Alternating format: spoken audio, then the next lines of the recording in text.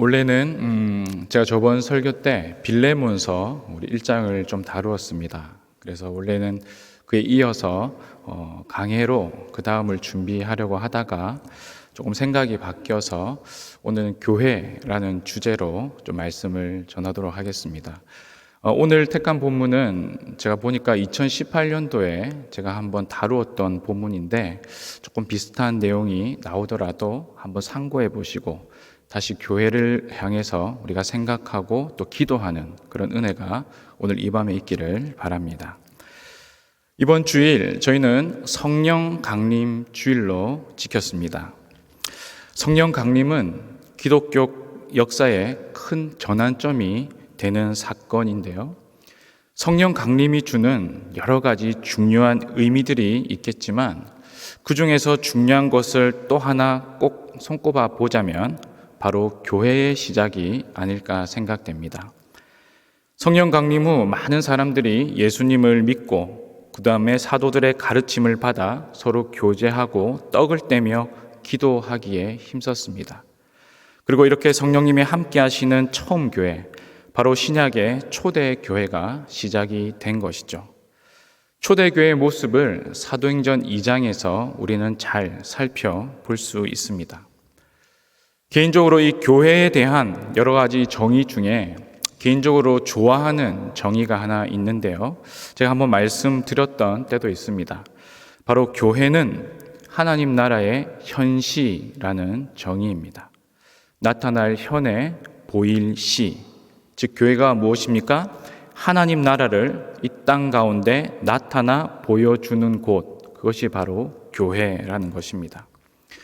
그렇다면 하나님 나라를 왜 이 땅 가운데 나타나 보여줘야 할까요?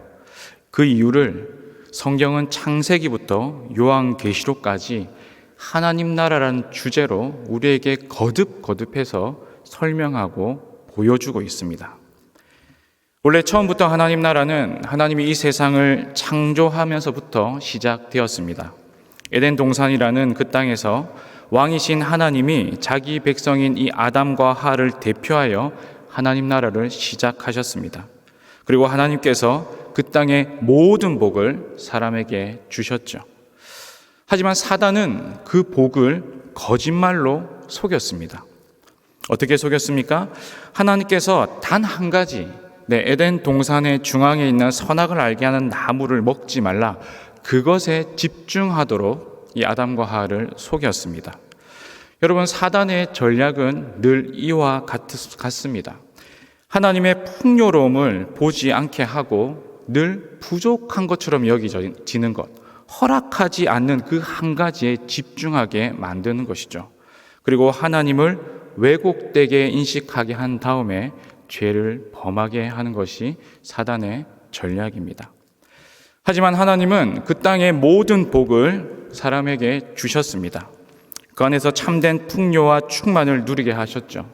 아담과 하와는 에덴 동산에서 단 한 번도 결핍과 부족을 느끼지 못하였습니다. 하지만 아담이 하나님의 다스림을 거부하고 불순종하여 죄가 들어오게 된 이후 어떻게 되었습니까?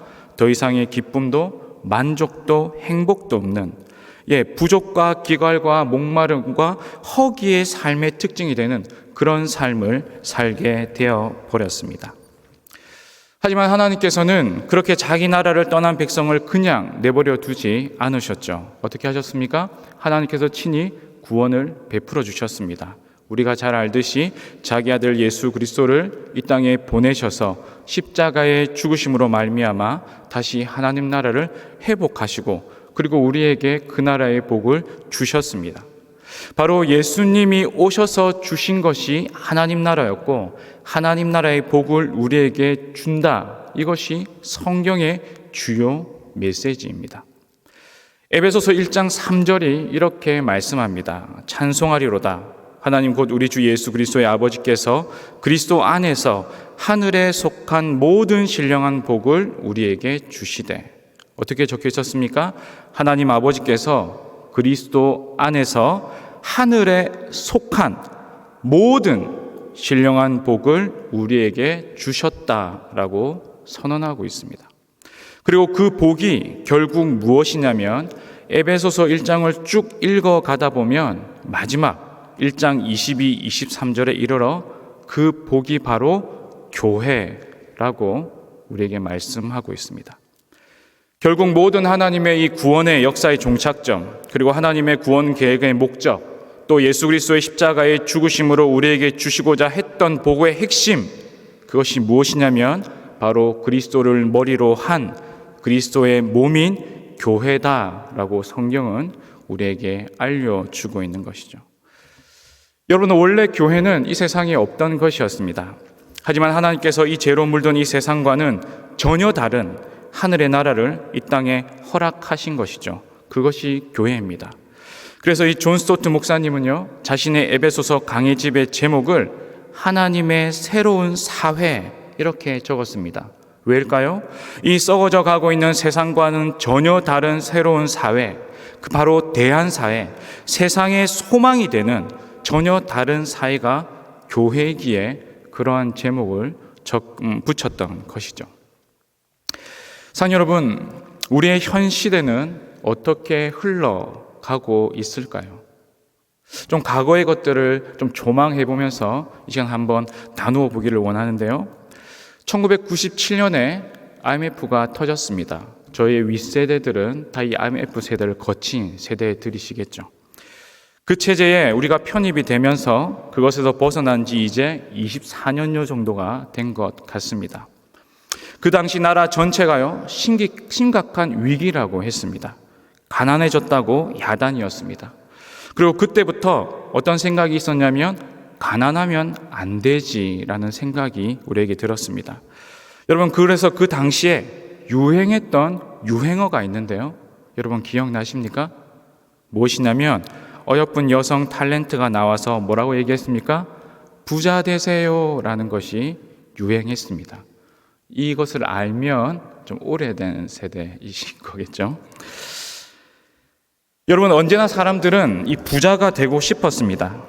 하지만 이전까지는 노골적으로 부자 되세요 이렇게 말하면 천박한 사람이다, 좀 이렇게 여겼던 때가 있었습니다. 하지만 이 시점부터 누구나 부자 되세요라는 이 말을 더 이상 천박하게 들리지 않고 부자가 되어야겠다는 욕망이 모든 사람이 가지게 되었습니다. 그래서 부자가 되기 위해서요, 2등은 아무도 알아주지 않는다 이렇게 생각하며 모든 사람들이 은연중에 부자가 되려는 강박관념에 사로잡히게 되었습니다. 여러분, 그 후에 또 어떻게 되었습니까? 이 부자 되세요라는 현상이 나온 다음에 그 다음에 나온 것이 10년쯤 되어서요, 이제 빚도 좀 갚고, 우리나라의 어떤 창고에 돈도 좀 쌓이고 삶의 여유가 좀 생기니까 어떤 풍조가 생겼냐면, 그래, 우리 그동안 너무 고생했다, 허리띠 쫄라맸지, 그리고 이제부터는 조금 더 여유 있게 품 있게 살아보자.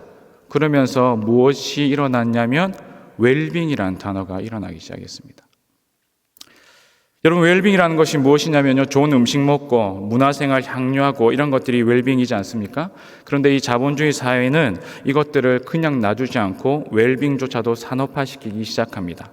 그리고 욕망을 또 만들어내고 끊임없이 이렇게 하는 것이 웰빙이야 라면서 우리의 삶들을 부추기기 시작합니다.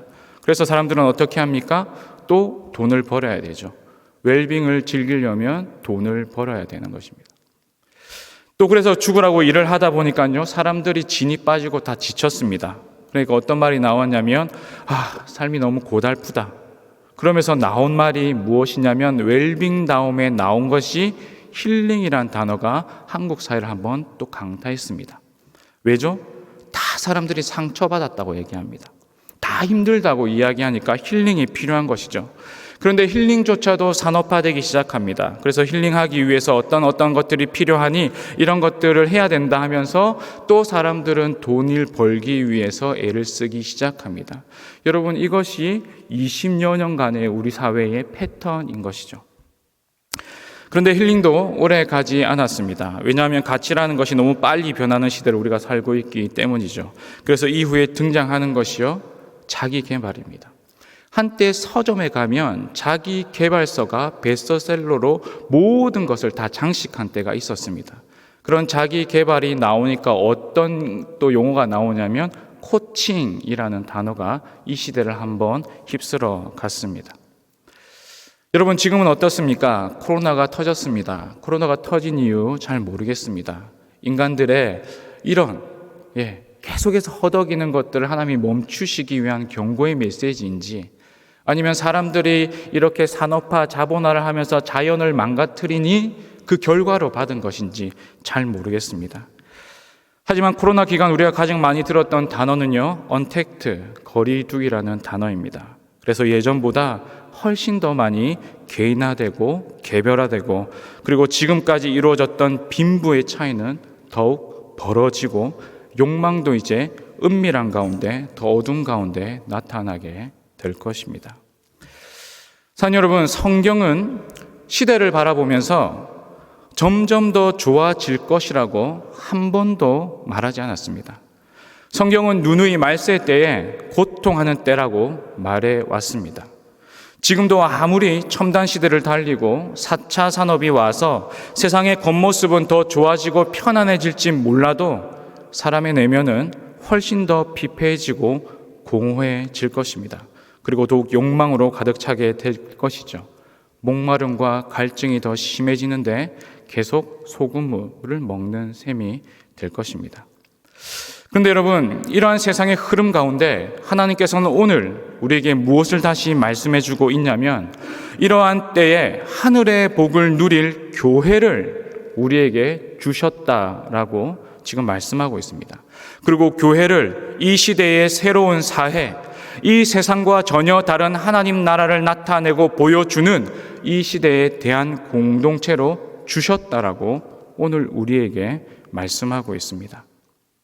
그런데 여러분, 오늘날 우리는 이 교회를 생각할 때 여러분들은 어떤 생각이 떠오르십니까?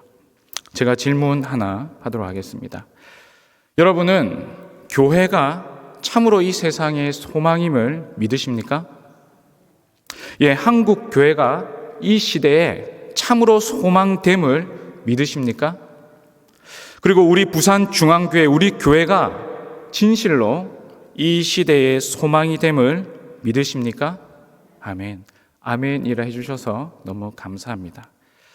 하지만 목회자로서 의구심이 듭니다. 정말 모든 성도가 그렇게 말할 수 있을까? 우리는 늘 그렇다고 배웠습니다. 교회가 소망이다 이렇게 배우고 들었습니다. 하지만 여러분, 어떤 점에서 지금 그렇습니까? 이 시대의 교회가 어떤 점에서, 또 우리 부산중앙교회가 어떤 점에서 이 시대의 소망이라고 여러분 생각하고 계십니까? 여러분, 막연함은 우리 삶의 그 어떤 변화도 일어나게 하지 못합니다. 확신에 찬 분명한 믿음이 이 세상이 어떠하든 분명한 진리에 대한 확신이 우리의 삶을 변화시키고 우리의 가야 할 길을 가게 만듭니다. 진실로 교회는, 우리 한국 교회는, 우리 교회는 여러분의 소망, 이 시대의 소망이 맞으십니까? 사람들이 말합니다. 그래도 우리 교회는 좀 낫지 않습니까? 우리 교회 목사님들 좀 낫지 않습니까? 우리 교회 장로님들 그래도 이 한국 교회 무너져가 있는 그런 분들 낫지 않습니까? 우리 교회 성도님들 그래도 지금 이 한국에 피폐해져가는 이 다른 교회들보다 낫지 않습니까? 이렇게 말씀합니다. 네, 맞습니다. 참 귀하신 분들이고 이 타락한 한국 교회 가운데서도 그럼에도 불구하고 본질을 붙잡으려고 애쓰는 우리 성도님들 다 맞습니다. 하지만 여러분, 이것으로 만족할 수 있습니까? 이것으로 우리 교회는 괜찮다라고 말할 수 있습니까? 좀 전에 시대의 흐름을 받지 않습니까? 거대한 욕망이, 거대한 만몬이 더 거세게 다가오는데 세상의 가치관이 교회 안으로 물밀듯이 밀어닥치고 있는데 이 정도면 괜찮지 않냐? 그럼 위안만 누릴 수 있습니까? 하나님이 예수 그리스도의 십자가의 피로 말미암아 교회를 통해 하늘의 복을 다 주셨다라고 말하는데 그 말할 수 없는 신령한 복을 누리지도 못한 채 이대로 있을 수 있냐라는 말씀입니다. 사랑하는 성도 여러분, 하나님이 주신 신령한 복을 지금 교회 가운데 누리고 계십니까? 아니면 다른 곳에서, 교회 아닌 다른 곳에서 누릴 법한 그 복을 누리면 정도로 교회 가운데서 신앙생활하고 계신 것은 아닙니까? 아니면 지금 교회 가운데 누리는 복이 정말 성경에 나와 있는 하나님이 하늘에 속한 모든 복을 주셨다는 그 복이 맞습니까? 어쩌면 우리는 하늘에 속한 모든 복을 누리지 못하고 있는지도 모르겠습니다. 왜일까요? 우리는 지금 교회 속에 있는데도 불구하고. 한 교회 유치부 아이가 교회 하단에 들어가서 놀고 있었습니다. 화단에는 꽃이 있었겠죠. 그런데 이 아이는 그런 것에 아랑곳하지 않고 막 꽃을 밟으며 하단에서 재밌게 놀고 있었습니다. 이때 목사님이 지나가시면서 이 아이에게 화단에 들어가면 안 된다는 것을 가르쳐 주려고 하셨습니다. 여러분, 만약 여러분이라면 어떤 조치를 취하시겠습니까? 제가 여러 개 한번 생각해 봤거든요. 첫째, 아이에게 하단에 들어가지 말라고 따끔하게 훈계한다. 혼내는 것이죠. 둘째, 하단 앞에 들어가지 마시오. 팻말을 붙인다. 셋째, 담당 교육자를 불러 교육하라고 시킨다. 넷째, 주보에 광고를 낸다. 여러분 또 있을까요? 여러 가지 방편이 있겠죠. 그런데 이 목사님의 방법은 여러분 달랐습니다. 목사님이 아이를 불렀습니다. 그리고 하단에 핀 꽃을 가리키며 이 아이에게 물었습니다. 얘야, 이 꽃 이름이 뭔지 아니? 그랬더니 아이가 대답합니다. 몰라요. 예, 요즘 아이들 꽃 이름 모르죠. 저도 우리 교회 꽃이 참 많은데 이름 전혀 모르고 있는데요. 그랬더니 목사님이 말했습니다. 이 꽃의 이름은 분꽃이야. 예, 분꽃이 있었던 것 같습니다. 그리고 그 분꽃에 검은 씨 같은 것을 하나 따서 그 아이의 손에 올려놓았습니다. 그리고 그 검은 씨의 껍질을 벗긴 이후 하얀 씨 같은 게 나왔습니다. 그리고 그 하얀 씨를 그 아이의 손에서 문질러서 가루로 만들었습니다. 그리고 그 가루를 그 아이의 손에 바르며 그 아이의 얼굴에 발라주면서 이렇게 얘기했습니다. 옛날 우리 엄마, 할머니들이 이 하얀 가루를 얼굴로 발랐대. 그래서 이 꽃 이름이 분꽃이야. 그리고 목사님은 사라지셨습니다. 사랑하는 여러분, 그 후에 어떤 일이 일어났을까요? 놀라운 일이 일어났습니다. 그 아이가 자기 유치부 친구들 다 데리고 와서 하단 앞에 섰습니다.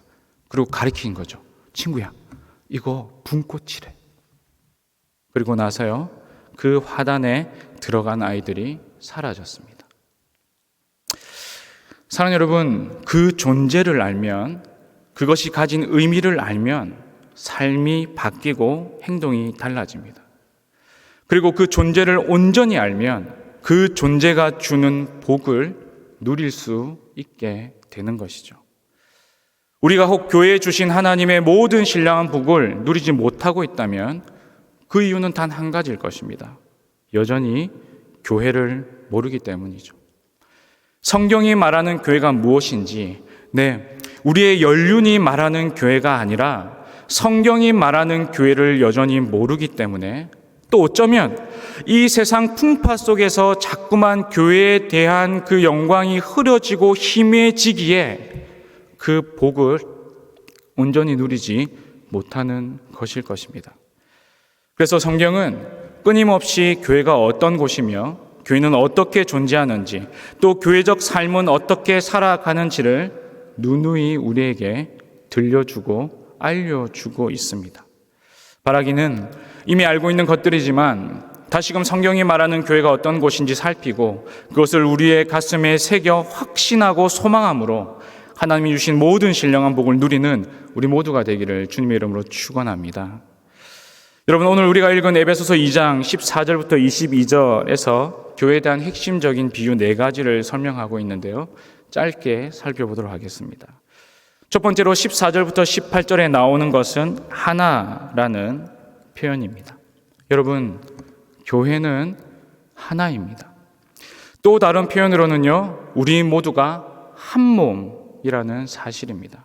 그리고 15절에 어떤 표현이 있습니까?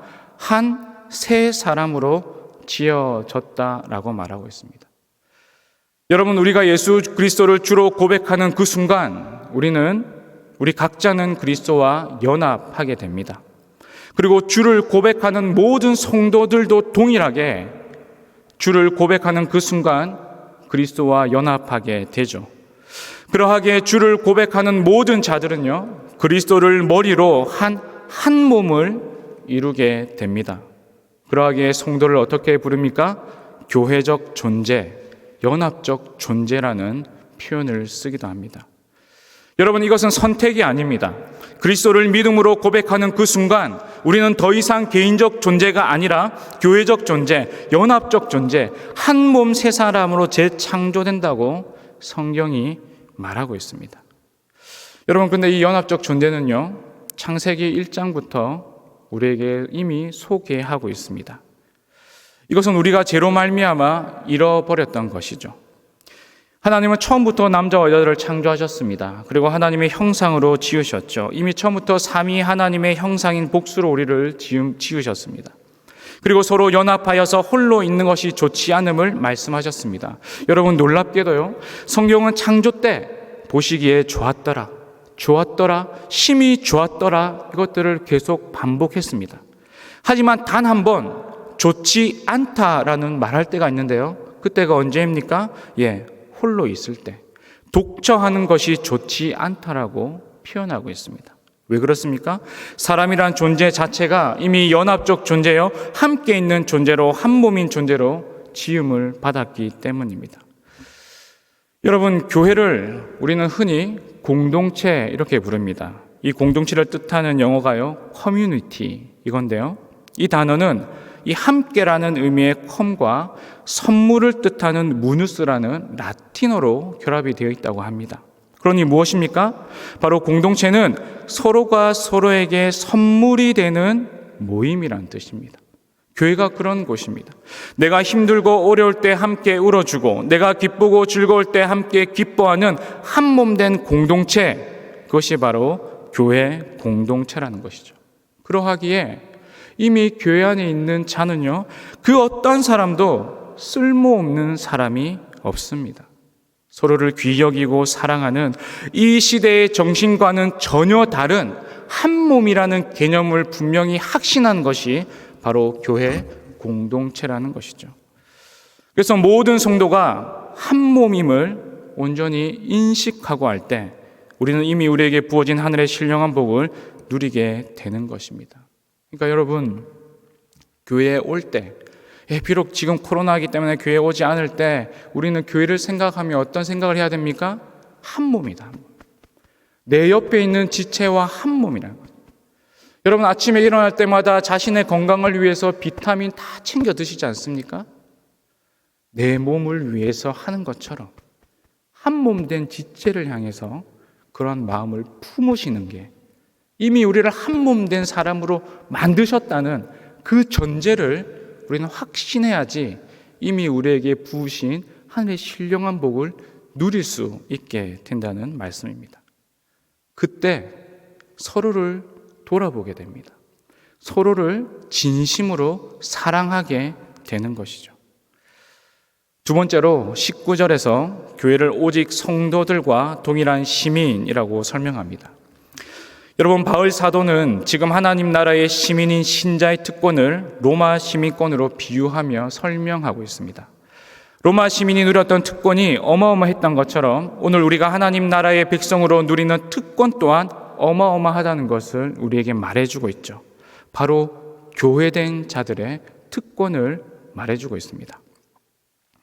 여러분, 어떤 특권입니까? 그것은 하늘의 하나님이 우리 아버지라는 특권입니다. 우리는 매주일마다 사도신경을 고백합니다. 그 첫 부분이 무엇입니까? 믿습니다. 믿습니다. 무엇을 믿죠? 전능하사 천지를 지으신 하나님 아버지를 내가 믿습니다라고 우리는 고백합니다. 우리 주 예수 그리스도와 연합한 우리 모두는요, 전능하시고 전지하시고 무소부재하신 하나님을 아버지라고 부르는 자들이 되었음을 우리는 믿음으로 날마다 고백하고 있습니다. 그런데 그 아버지가 지금 어떻게 말씀하십니까? 염려하지 말라, 두려워하지 말라, 내가 너희와 함께한다 말하고 있습니다. 여러분, 이것이 특권인 것이죠. 여러분, 나의 머리털까지 세시는 분이 이렇게 말씀합니다. 공중에 나는 새를 보라. 들에 핀 백합화를 보라. 오늘 있다가 내일 아궁이에 던져지는 들풀도 하나님이 이렇게 입히시거든 하물며 너희일까 보냐. 너희는 무엇을 먹을까 무엇을 마실까 구하지 말고 근심하지 말라. 다만 너희는 그의 나라와 의를 구하라. 그러면 이 모든 것을 너희에게 더하시리라. 사랑하는 여러분, 교회는 이런 곳입니다. 하나님을 아버지라 부르는 곳이 교회입니다. 그리고 교회적 존재로 살아가는 자들에게 아버지 되신 하나님께서 무한한 약속들을 우리에게 주셨습니다. 이 사실을 믿음으로 확신할 때 우리의 교회적 삶은 달라질 것입니다. 세 번째로, 교회는 19절 끝에 있는 것처럼 하나님의 권속, 즉 하나님의 가족이라고 말합니다. 교회적 존재로 살아가는 우리 모두가 가족이라고 지금 말하고 있죠. 여러분, 가족은 어떤 공동체입니까? 자신을 돌아보지 않는 공동체입니다. 자신보다 가족을 먼저 생각하는 것이 가족 공동체이지 않겠습니까? 자기의 모든 것을 내어 사랑하고 돌보는 공동체가 가족입니다. 여러분, 사도행전 2장의 초대교회의 모습이 어땠습니까? 가난한 자, 공고한 자들이 있으니 자기의 재산을 다 팔아 함께 나누는 모습을 우리에게 보여주고 있지 않습니까? 어떻게 그럴 수 있습니까? 어느 정도 헌금하고 섬길 수 있겠죠. 하지만 사도행전 2장에서 말하는 것은 그런 것이 아닙니다. 자신의 전 재산을 다 팔아고 없어질지라도 한 몸 된 교회의 지체, 그 가족을 살릴 수 있다면 그렇게 하는 것이죠. 이유가 무엇입니까? 이유가 없습니다. 가족이니까. 교회 일로 여러 가지 생각과 고민과 할 때 여러 가지 피곤하거나 또 이렇게 좀 힘들 때가 있습니다. 그럼 집에 가서 좀 쉬어야겠다 들어가죠. 그런데 집에는 저를 기다리는 아이들이 있죠. 그 제가 조금 쉬려고 누우면 아이들이 얘기합니다. 아빠 놀자. 그럼 제가 뭐라고 하겠습니까? 야, 내가 지금 교회 때문에 힘든데 너희랑 놀겠냐? 그렇지 않죠. 힘든 몸을 이끌고 아이들과 놉니다. 왜 그렇게 합니까? 가족이니까요. 사랑하는 여러분, 정말 교회 안에 모든 지체가 진짜 가족이라고 믿는다면 어찌 자신을 내어주지 않겠습니까? 만약 내어주지 못한다면 그 이유는 단 한 가지입니다. 아직 가족이 아니기 때문이죠. 단지 주일에 함께 예배드리는 자, 그 정도로 여기기 때문입니다. 그런데 정말 가족이라고 믿는다면, 성경이 말하는 교회적 존재를 믿는다면, 한 몸이라는 것을 믿는다면 모든 것을 다하여 사랑하게 될 것입니다. 왜요? 가족이니까. 마지막으로 21절, 22절을 통해 교회는 함께 지어가는 성전이라고 말합니다. 바로 하나님이 거하실 초소가 되기 위하여 그리스도 예수 안에서 함께 지어져 가는 존재라고 말합니다. 여러분, 에베소서가 분명히 말합니다. 함께 지어져 감으로 하나님의 거하실 초소가 된다, 이렇게 말합니다. 우리 모두는 하나님이 거하시는 성전이 되길 원합니다. 아니요, 이미 성전이죠. 그리고 더욱 그러하기를 소망하는 자들입니다.